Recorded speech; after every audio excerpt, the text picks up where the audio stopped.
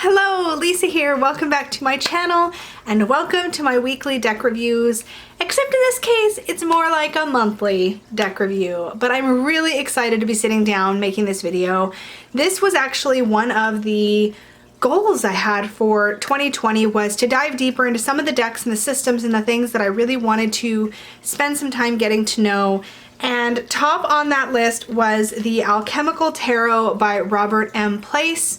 Robert M. Place's decks have always felt extremely intimidating and inaccessible to me for I don't know what reason, but they really did. But sometime last year, I got really interested in alchemy, and I'm pretty sure it was the Wild Messengers Alchemical Tarot deck that first sparked my interest. And I picked up the Alchemical Tarot Renewed 4th edition, and I decided to spend all of January with this deck. Now, I'm a few days shy of the end of the month, but I am ready to move on, and I'll explain why when I get to that part. But one of the goals I actually set at the beginning of January was to read the Tarot, Magic, Alchemy, Hermeticism, and Neoplatonism, the 2nd edition by Robert M. Place. This thing is huge. It is 680 pages if you include all the way to the About the Author page. And you guys, look at how beat up, see if I can get it focused, the spine is. I read this entire book this month and I could not be more pleased. I'm so excited that I took the time because this is actually an absolute treasure. I found Robert M. Place's writing style to be interesting and accessible, and even though this book is chock full of like historical tarot information, and I talked a lot about that actually in my last check-in, if I remember, I will link. I forget where to link the cards because I haven't done this for a bit. I'll link it up in the cards. Wherever that might be, up here somewhere. But this book is really good. And just to, like, you can see I have several markers in it, so I'm going to talk about those really quickly because the book was a huge part of this last month. And I will talk about the deck because these two very much go hand in hand for me. But the book, some things that I wanted to talk about, I think I might have mentioned this in the last check-in, but there's a section here. Oh, I'm going to talk about that too. There was a section here on archetypal numbers, which is sort of archetypal numerology that I really enjoyed. There's also a section here on the 4 functions. I think I mentioned this in the last video where we're talking about thinking, intuition, sensation, and feeling. There's a lot of correlation here with Jung's work. We get into this in this book as well. There's a lot of background behind all of these different things, alchemy, hermeticism, Neoplatonism, all very intimidating sounding words to me, but when you read it in the context of the true like sort of prehistory of the tarot, it all starts to come together in this really cool way. And I just think Robert Place did an amazing job with this book. Getting a little bit further on, there's a section here called near the end, and this is stuff I got into, and there's a lot of really juicy bits at the end, and I kind of was really excited about that because a big chunk of this book, starting chapter 14, which begins, I have a lot of highlighting in this book as well. So yeah, chapter 14, which is the deep dive into the cards, starts on page 362. Boom. And it does not finish until pages 629? Yeah, 629. Then we get into this chapter 16, which is divination and beyond. And there was some really cool tidbits. Look, there's like 4 different markers here because in the end here there were some juicy little tidbits that I really enjoyed. One of those is a section called visual interpretation, and this is just the coolest thing, and it made so much sense to me. And I think this is going to come in handy when I'm reading with the Marseille too, but we'll see. We have different ways of reading based on how figures are facing. So you have linear, where everybody's going in the same direction. We have choice, where somebody's sort of choosing to face, you know what I mean? 2 figures are back to back. So it's like this person's moving away from this person and towards this person. And it doesn't have to do with just people cards. This is with any cards. Like you can look at sort of, especially in illustrated minors, such as there is with the Alchemical Tarot, you can look at the positioning of people and sort of determine information from that. There's meeting when two are facing into the center, and so forth. So it goes into this visual way of interpreting the cards, which I thought was really cool and may not be all that mind-blowing to people who have read that way for a long time, but it was really exciting to me to read. And so there's a talk here about direction of the action, and I've highlighted each heading where he talks about all of that. There's also a really cool relationship reading, which I really like. You draw 3 cards for the querent, 3 cards for the subject of the relationship, and then 3 cards over top as a bridge, with this card having to do with the querent, this card having to do with the subject, and then the center card being literally the bridge. And he talks about that, and it's really a cool reading approach. There's also some stuff here that has to do with like reading through the chakras, which I thought was really cool. And I think I pointed these out before. There's a library of some alchemical symbols. I say some because there were a couple that I was like, wait, but what about this one? And what about that one? But this is really handy to reference. And there is also a Lenormand keyword list in the back as well. This book, this is definitely going to be something you will hear me talk about again, but this was such a deep dive. It was a lot, I will say, to read this all in a month. But I did, and I really enjoyed it. And I'm glad I took the time because it just deepened my relationship with this deck and my knowledge of the tarot in general. I found little tidbits from this book peeking their way into my client readings and into my discussions on tarot that I've had with people or on my channel, and it's already like embedded itself in me, and I love it when you get like a really good book and it does that. So this was a really enjoyable read, and I will definitely be referencing it again in the future. I also printed during my time working with this deck and the book. I found this on an image search, but it is an alchemical table of symbols. The copyright here is Egregore Design. I'm going to bring it up. Aristotle Promagiolis. I don't know. I'm going to bring it in real close so you can hopefully read this text down here. Literally, I just found it on a Google image search. I printed it as a reference sheet for myself, but it actually has a whole lot of alchemical symbols, and it literally says what each one is for. This was really handy for me to reference when I was working with the deck, because this was easier to reference than that big book, although the big book also useful. And I will say that within alchemy, not everything always agrees with each other. There's not a real, and this was interesting for me to learn as well with alchemy, there's a lot of things where alchemical processes that different people have talked about or have written about or have, or art that has shown alchemical processes, there's things that they all have in common, where we've sort of determined our main stages of alchemy and that sort of thing, our main alchemical processes, but there's a lot that's disagrees with each other, which is something that Robert does a great job of pointing out. So I really liked being able to refer to the symbols chart. I don't know what the whole agreeing disagreeing point I was trying to make was, but I thought that was interesting. So this was useful. Another thing that was useful was on Robert M. Place's site, you can actually print out a little white book for the Alchemical Tarot, and this now lives in the tarot bag with the deck. So I actually printed it 4 pages to a sheet of paper so that I could put it into this little booklet form, and I just basically stapled it along the side and then taped over the staples so that it's pretty sturdy.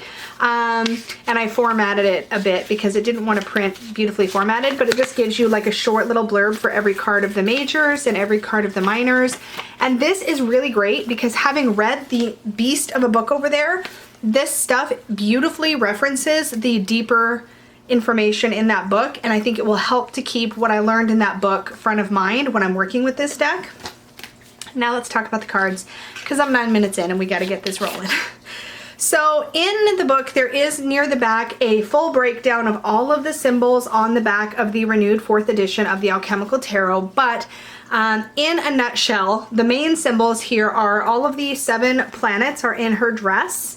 Her breath is air, her hair is fire, her feet are on the earth, and she is issuing the milk or the water of life from her breasts. So all 4 elements are present on the back.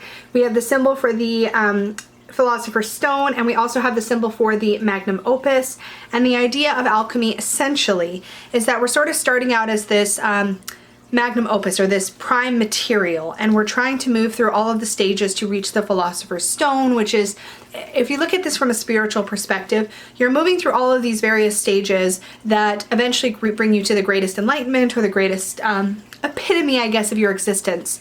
And the major arcana lines up beautifully with the magnum opus, or sorry, with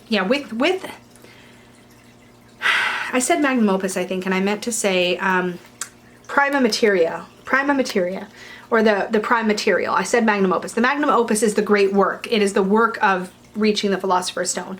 So scratch what I last said. It's a lot of big words. It's hard to express sometimes, but I do have it in my head. And this little eye here is also a reference to the great work, or at least that's how I perceive it based on what I read. There's a whole lot of other stuff here. We have the salamander of the fire. We have, we have the volatile with this dragon, and we have the fixed or something like that. Those two, I don't know. I'm going to be bad at repeating this. Read the book. It's better. I prefer actually backs that aren't quite this busy, to be completely honest, but the artwork of this deck is fantastic. So here we have the Fool, and we have the Philosopher's Stone right here. Obviously the Fool is setting out on a journey to reach the Philosopher's Stone. The artwork in this deck is very, very well thought out. In this Two of Pentacles we have, yes, here it is, we have the fixed, which is the lion consuming the volatile, which is represented by the eagle here in the Two of Coins. There's so much present in all of this. And one thing that's really fantastic, this image right here. So this Five of Wands is one of the images that just intrigued me, because I know that in the Raven's Prophecy Tarot there's a similar image, and I was like, what is that even? And Robert M. Place describes it beautifully in the book, but it has to do with being, instead of thinking of the Five of Wands as conflict, if you think of the five as this sort of creativity that's flowing through you. I'll be right back. Okay, so here's what happened. The youngest man-child needed a ride from work, and he happens to work near an amazing bakery, so we left, we went and did that. I've eaten an eclair. I'm ready to finish my weekly deck review now. I feel like the lighting looks weird. Does the lighting look weird?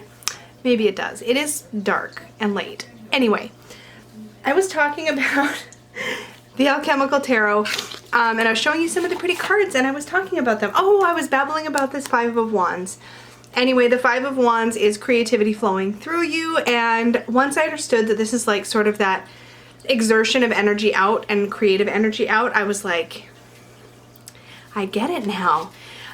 There's a lot of really cool alchemical images in this deck, and like this is about working up your way through the 7 metals until you get to gold, so they're more and more and more pure until you get there. There's a lot, yeah, the King of Air or the King of Swords as the sort of volatile, like in the Two of Pentacles, where the lion, who is the King of Pentacles, is swallowing the eagle, which is the volatile. Queen of Swords. There's so many really cool little tidbits. I really liked the Four of Swords and how it talks about how the danger or the sharp end of the swords has been plunged into the earth, basically neutralizing the negativity for a bit.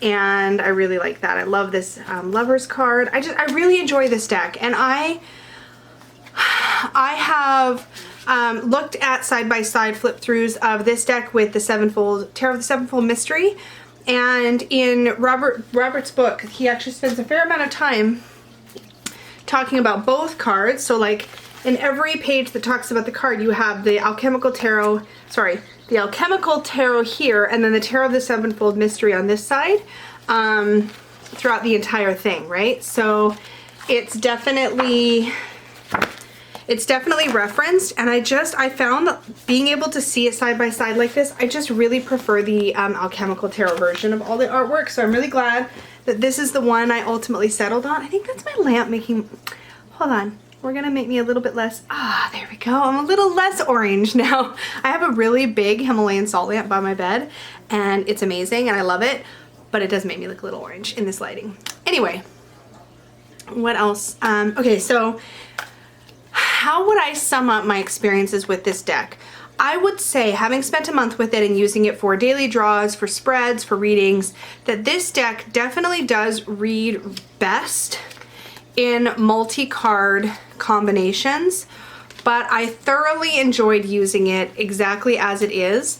One of the things I want to mention actually is the 2 different lovers cards, so beware, there's some naughty nudiness coming up. But here is Robert M. Place's original lovers card, which shows the actual act of coupling happening. And this is the sort of, not censored version. He was asked to change it when his deck was originally published by a publisher. So he created this card, and these cards both each show a sort of a different aspect of the conjunction, which is what's happening excuse me, in this card. One is sort of the foreplay leading up to the conjunction, and this is the actual conjunction. I really appreciate both of these cards, but I actually really like having this in there, and not for naughty reasons, but because alchemically this makes the most sense to me. So I have been using this deck with this card out of it. I'm wondering if there was anything else. Something else I wanted to talk about, I may have already mentioned this in a previous video, if I can find it. Let's see, I love this Nine of Swords, this idea that he's kind of running, kind of moving through this space. And the Nine of Swords are all hanging, and he's not in danger, and he's putting himself in more danger by panicking about it. Some other really, really interesting things here. There's, I really like this take on the Seven of Wands. There's just so much good stuff here. I love the Lady of Staffs and how she is sort of dancing and very evocative. And this, what's nice too is that Robert Place, he takes the, instead of page, knight, queen, king, he has lady, knight, queen, king, and the lady is the partner to the knight. So that knight's partner. And I really like that because it brings some equality to those lower two, and it brings that male, female, or masculine, feminine balance into actual balance. Instead of there being like this hierarchy, it's more like equals, but different, you know? So I really appreciate that. Yeah, here's our King of Coins, who is the king of the fixed suit. The Forging of the Steel in the Five of Swords is also a really powerful card because it's about fixing and repairing what is broken, putting something through the process to repair it, and then heat it and temper it, and all the things that go into repairing a broken sword is a really cool analogy for the Five of Swords, and I really appreciated what Robert had to say about that. I love the Three of Cups and the way that these three girls, this is in the, because it's in the suit of water, each of these three girls represents a different element other than water. So we have air, earth, and fire all represented here by the jugs on their heads, and they are literally bringing support to the Queen of Water. And I think that's, or the Lady of Water, I think is who they're actually bringing support to. When you pull this up, it's like your support team. It's like the things you don't already have. That's why my light looks weird, because that lamp's not on. Well, whatever, we're rolling with it. I'm like, why is there a shadow on this side of my... Anyway, we're still sorting out lighting, folks. It's fine. But yeah, I really loved that take. I love the take of cutting back in the Eight of Wands and refining, because there's too much coming at you. There's too much going on. You need to cut back. And he's literally chopping down one of the wands. I could go on and on and on. There are so many wonderful tidbits in the book. And this approach to the tarot is just really, really smart. The two flames joining together. Here it is. The King of Vessels has mastered his suit of water and is now able to fill his own cup. And I think that is brilliant, and I love it. So I really, really, really appreciate that. And yeah, obviously I could just talk and talk and talk and talk and talk. Oh, here's another one. The Seven of Cups, and how one vessel is clearly the correct vessel, and it's this one down here that has the eye on it, which speaks to the work of the magnum opus, which is what is in your best interest, essentially, what is in your highest good. Yeah, I could just keep flipping and keep finding new things to say, but there's so much going on in these cards, and I think it's a really, really fun, wonderful, exciting deck to do a deep dive on, and I'm so glad I spent like a dedicated month with it. So this is the Alchemical Tarot. I really, really enjoyed my time, but I'm going to put it away for now. I'm going to keep the Lover's card separate from it, and I'm also going to keep it in its bag. It needs a better peggy bag because this peggy bag doesn't really match it properly, but it's fine for now. It's actually not the worst match ever, but there's there's better matches. But I'm going to keep it with this little printed little white book because I think this is what I'll need going forward to just quickly remind me when I'm working with this deck about the little snippets that mean something to me. And that worked out to be the perfect size to just tuck into its bag. Okay, other things I have been working with over the past month. So I also mentioned that I was going to be working with the Burning Serpent Oracle, which is by Robert M. Place and Rachel Pollack. And this also has a separate guidebook that is quite hefty. And would you believe that I actually managed to make my way through this entire guidebook as well? Like, this was so fun to use. So let me take it out of its tuck box here and show you. So there are extra cards, first of all. there are 4 extra cards. So you have an extra man and an extra woman that face each other. I think that's important because, well, that you can either face each other or face apart, basically. I think that's important when you have the extras because these coordinate with the existing man and woman, so you can have 2 men that face each other or face apart, or 2 women that face each other or face apart. I think that's really clever and smart. The backs of the card feature Hermes, who is also our messenger in this deck. I love this art style for starters, so I really enjoy working with this deck. But the other extra cards that are featured in here is that in addition to a man and a woman that are built into the deck, like look at this freaking fox. He's so great. In addition to them, you also have an Isis. Oh, here they are. They're together right now in my deck. You also have an Isis and an Osiris card. And to me, these cards speak to, and I think this is what it talks about in the book if I remember correctly, but sort of like the higher self. So there's you going through your day-to-day life, which is sort of the regular significator cards. And then Isis and Osiris to me are more like divine masculine and divine feminine influences. There's multiple ways you could use or read those cards in your Lenormand reading. This deck is a little bit big for a Lenormand. Like it's a standard, like feels like probably like a largish playing card sized, but I didn't mind that. And I actually did lay out a couple of larger spreads. I needed more space, obviously. I'm like just looking at them and not showing them to you. How rude. You need more space, obviously, if you want to lay out a larger spread, but I don't really do the grand tableau much, at least not yet. And when I do a grand tableau, I usually will lay it out like on the floor or something and then take a picture and then break it up over time, like look at it over time. But I love the artwork. I love the coloring. I love the style. And this was just really enjoyable to work with. I did use this deck for my week ahead spreads and I found it to be very, very accurate and I really enjoyed it. So I also, over this past 2 weeks, worked with an Oracle deck. Okay. So because I was working with just one tarot deck for the entire month of January, I didn't switch up my Oracle decks all that often. I think I worked with one Oracle deck for the first couple weeks, and for the last couple, I can't even remember offhand what it was. That was memorable, wasn't it? And then I worked with the Oracle of the Radiant Sun. This is the out of print first edition, and I worked with this deck for the last couple of weeks. And this worked so beautifully with Robert's deck. The artwork, I think, worked really well with Robert's deck, but also I just found that the symbolism in here and the astrology meanings were very congruent, or they felt harmonious with the Alchemical Tarot. These cards, I really enjoy working with these. I find the keywords to be very spot on. I find the messages that come through this deck to be really good. And I just genuinely enjoy working with this. I have a copy of the Mass Market. It's got a home pending, a new home pending because I am rehoming it. But the only reason that I am keeping the out of print first edition is because this was the second one I managed to find at an affordable price, and I was like, you know what, this one's meant to be with me, so I'm keeping it. The cardstock is a little thicker than the new version, but I will say the corners are really badly cut. I'm gonna have to take my corner rounder to it and like, I should actually pull my corner rounder out so I remember to do it, but I'm gonna have to re-round these corners because literally some of the corners are like square, some of them are kind of rounded. It's as if this deck came with square corners and somebody hand rounded them. I don't think that's the case, but they're just really uneven, and it does affect the way, I think it affects the way this deck shuffles. I could be totally wrong about that, but this deck doesn't shuffle perfectly. There's also one card in here that has a crease. I will say that the new edition of this deck, which with the really, really thin cardstock, is actually beautiful to shuffle and it's really great. But this just feels a little sturdier to me, so I decided to keep it. But the new edition is lovely.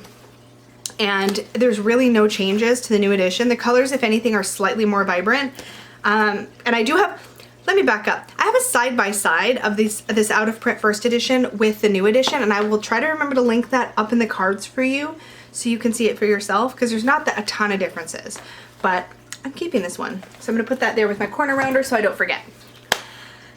That is it as far as Oracle. I've still been working with my really beautiful big pine runes during my week ahead, and I love working with these. They're really fun. By my bedside, I've also been working with the Cosmic Whispers rune deck. I don't know if I've even shown this on my channel. I have. I did a walkthrough. The Cosmic Whispers rune deck are these mega thick, they're basically tiles, cards. Are they upside down or the right side up? So I use these by my bedside to pull a rune and display it at a time. I have a little stand. And these are beautiful for that. They're very impractical for doing like a spread with. I mean, you can, but I love the little wooden runes for doing my regular draws. These are great for display though, and for like pulling in the energy of a single rune, like ongoing. So I like using them that way. That was a bit of a, what do you call it, derail. I'm sleepy, so this is gonna be rambly. But that's what we do here, so we're okay with it, right? Okay, so let's talk about what I'm going to be working with, because now that my month with the Alchemical Tarot is through, I'm going to be kind of segueing into another system that I want to do a deep dive on, and that is the Marseille. So I tried this last year. I ran a series on my channel where I went through Tom Benjamin's Tarot on Earth book. I will link that playlist up in the cards. It was really fun to go through that, but I think I'm at a place where I want to revisit Marseille now, having pretty well embedded my numerological meanings for the cards, and I want to dive into Marseille as a system, like the Marseille system, if that makes sense. And so I have two books, one of which I've already read, which is the Marseille Tarot Revealed. So I'll be using this as a reference throughout probably it's going to be 1 to 2 months, because I think I have 5 or 6 Marseille decks now with one on the way. So by the time I'm done, we're probably going to be well into March before I move back into any kind of Rider-Waite-Smith system, and then just put these into my regular rotation. We'll see. But I want to revisit Yoav Ben-Dov's book. I have read this before. I have worked with this before, but I was a little Marseille'd out when I dove into this book. So I feel like I didn't get as much as I wanted to from it. And then also supporting my deep dive into Marseille over the next little bit, I have Untold Tarot by Caitlin Matthews, The Lost Art of Reading Ancient Tarots. I do plan to read this book in its entirety while I'm working with the Marseille, which I don't think is going to be any problem whatsoever. I'm already about 30 pages in, which isn't too bad. Look at this beautiful bookmark. This is from Joanna Nelson. Isn't it pretty? Anyway, I'm about 30 pages in now. I think this is not intimidating, considering I read this in less time than I have to read this. So I'm gonna read this. I'd like to actually get through a lot of this weekend if I can, because I really want to be using this more reference style as I work with the Marseille decks. Now, to bridge the gap, I'm very excited about this actually, to bridge the gap between my time with the Alchemical Tarot and my time moving into Marseille, I'm going to spend the last week of January, which bleeds into the first week of February, working with the Tarot of the Alchemical Magnum Opus by Robert M. Place. I think this is going to be really fun to work with, given all the time I've just spent with the Alchemical Tarot. Can we talk for a second about this box? Like, how gorgeous is this? It's a super, super sturdy, like thick slide top box. It's so satisfying. I've already looked through these decks and, or this deck rather. It comes with a little white book. Yay! So I have a quick reference close at hand. And I have filmed, but I don't know when it's going up on my channel. I have filmed a side-by-side of this deck with the Alchemical Magnum Opus, so you can see my full thoughts. So I'm just going to show you a few cards. The majors are they're like simplified tidbits from, wait, let me do this again here. Here's our Fool, who is unnumbered. Here's an example from the Hanged Man. Putrefaction, which is the Death card.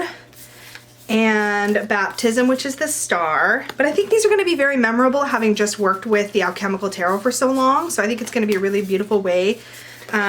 Lapis Philosophorum, which is the Philosopher's Stone, is the World.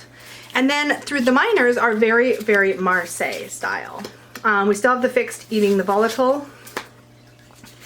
And we have little hints to the Alchemical Tarot showing up with these pips. So I think visually this is going to give me that little bridge over to start diving into this system.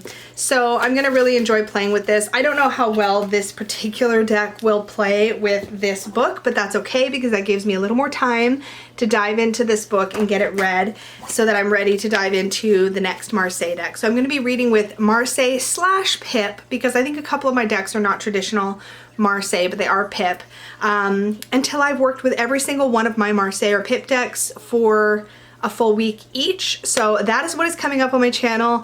That's what I'm going to be talking about. I will be rotating these now weekly though, so that I'm changing them up a little bit quicker. But I didn't mind having the same deck for an entire month. I still change up my decks for things like my Tarot by the Book series, which is new to my channel. I just started that last weekend. And other things for clients and things, I pulled different decks. So having one for myself that I worked with for an entire month that didn't change, I was worried I would get bored. But I mean, it's kind of hard to get bored when you're working with something that's this dense. So I really, spiritually dense. I meant spiritually dense, mentally dense. There was a lot of information. So this is what I'm going to be working with next week. Now I think what I am going to do next to my Marseille is I'm going to focus on just one oracle for the whole time I'm working with Marseille, unless I find it's really not something I'm enjoying. And the oracle deck that I'm going to be working with the whole time I'm working with Marseille is going to be Kim Cran's Wild Unknown Archetypes, the Wild Unknown Archetypes deck. I have this in its cozy Peggy bag. I'm really excited to get to know this deck, and I think that it deserves some dedicated time. So it's still in order. I haven't done like a walkthrough or flip through of this. I don't think I will until I've actually gotten to know it. And if you're interested in seeing one after I've spent, it'll probably be almost 2 months with this deck. So I'm really excited to spend some time really bonding with it. I think this deck and me could be a really, really good fit. And I really want to take the time to get to know it and to play with it. I feel like 2020 for me is going to be about deep dives and learning systems, and we'll see where it goes, but right now I'm really enjoying that. So I'm going to dive into this as my oracle deck. And I kind of like the idea of having that stable element so that one of them is kind of staying the same and the other one is changing up. So I will keep you posted about my progress with this deck. There may not be a lot to say for a while I'm still getting to know it, but we'll see how it all goes. And I will still be doing my week ahead readings. I'm like losing things. My week ahead readings I will still be doing with Lenormand and with my runes. So I will still do my 3 rune spread for week ahead and my 3 card spread week ahead for Lenormand, and I'm going to be using the Celtic Lenormand. So I actually found this at a used bookshop, gosh, like summertime I think, and I haven't worked with it yet, but this is Will Worthington's artwork. And it's just a beautiful little Lenormand deck. So this is the Lenormand deck I'm going to be working with. This has a ton of alternative cards, by the way. So I've built this deck with the cards I've decided to work with. But I love that it has that many customizing options. So real quick, I'll just show you which things you can choose. So there's obviously an extra man and extra woman. So I've chosen the man and the woman that I want to work with. There's a cat instead of a dog. There's a different child card you can choose. You can choose owls, which I have in my deck, or you can choose these songbirds or these chickens. You can choose the snake, which is a little more sinister looking, or the one that shows it shedding its skin. I'm currently using the one that looks a little more sinister. For the tree, you have a winter tree, for a holly tree for the wintertime, or a oak tree for the summertime. I've got the oak tree because I just think it's pretty. And there's a male or a female rider, so I have the female rider in my deck. But I think that's really cool that you have that many alternative cards to choose from. So I just have them tucked in under the card holder here. But yeah, that is a Lenormand deck I'm going to be playing with. So I'm looking forward to using it. I haven't worked with it yet, so we'll see how that pans out. Kind of pleased that there's such a chunky little guidebook, so that'll be fun to play with. And it looks like it has a bunch of categories, like a description, keywords, a playing card association, description, meaning, spiritual readings, dark and light, spell use, an affirmation, and associated deities, which is really pretty cool. So I'm looking forward to diving into this and getting to know it a little bit better. So yes, I'll be working with the Tarot of the Alchemical Magnum Opus, the Celtic Lenormand for all of February, and then I'll change it for March. The Alchemical, sorry, not the Alchemical, the Wild Unknown Archetypes Oracle deck the whole time I'm working with Marseille, and then I'll be playing with these 2 Marseille books. So I will keep you guys posted. This has probably been a slightly longer than usual weekly deck review because I had a lot to catch you up on, and also there were interruptions. Some of them mine. So anyways, thank you guys so much for hanging out with me. I really look forward to sharing with you the journey as I undertake it with Marseille, and I will see you all in the next video. Bye!